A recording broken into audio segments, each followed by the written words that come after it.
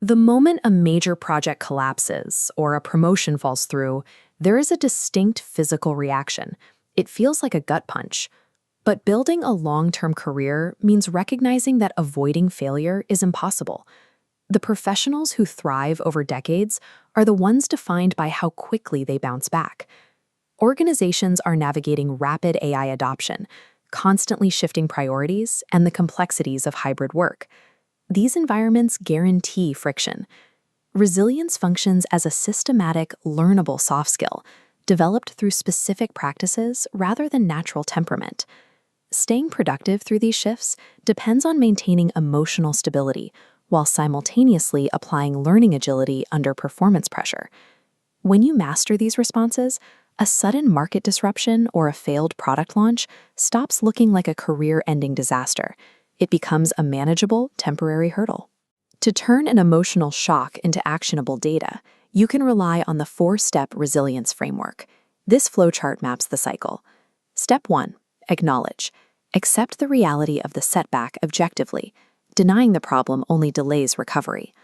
Once the panic subsides, move to Step 2. Analyze. Shift into logic by evaluating the root causes of what happened. Breaking a setback down into a cause and effect diagram forces you to draw a hard line between the controllable internal behaviors you can change and the external market factors that are out of your hands. This is also the moment to gather objective, third-party feedback. A fresh perspective on a misstep ensures you won't repeat it on the next project. By neutralizing that initial defensive instinct, you gain access to the raw diagnostic data hiding inside the failure itself. That data feeds directly into Step 3, adapt. This is a physical pivot. You modify current strategies, seek specific mentorship, or actively upskill to cover the gaps you identified. And that brings us to the final step, reframing failure as data. A setback should be treated as neutral information about a system or a process, rather than a harsh personal judgment. This comparison chart shows how this works. When a project fails, the typical reaction is blame and frustration. A resilient professional runs a lessons learned review instead. Facing a tight deadline, instead of stress and panic, the resilient response shifts into strict prioritization.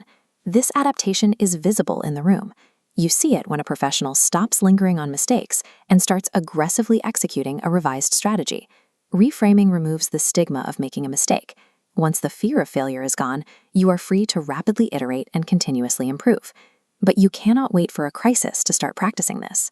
Resilience is a muscle, and it requires daily cultivation to be ready when you actually need it.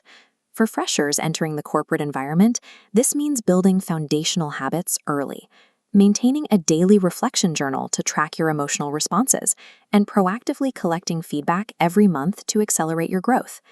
As you advance into senior leadership, the pressures escalate. The practice of resilience evolves into complex scenario planning, coaching, and strategic delegation to navigate organizational uncertainty. This resilience competency pyramid shows how these capabilities stack. Daily stress management and emotional regulation form a wide, sturdy base, which eventually supports the highest levels of strategic agility at the peak. It results in leaders who can maintain absolute calm and clarity, even when the rest of the office is engulfed in chaos. It always comes back to the same 4 steps. Acknowledge the setback. Analyze the root cause. Adapt your strategy. And reframe the failure as data. Success is measured strictly by recovery speed, and the professionals who treat failure as diagnostic data build the stamina needed for long-term career success.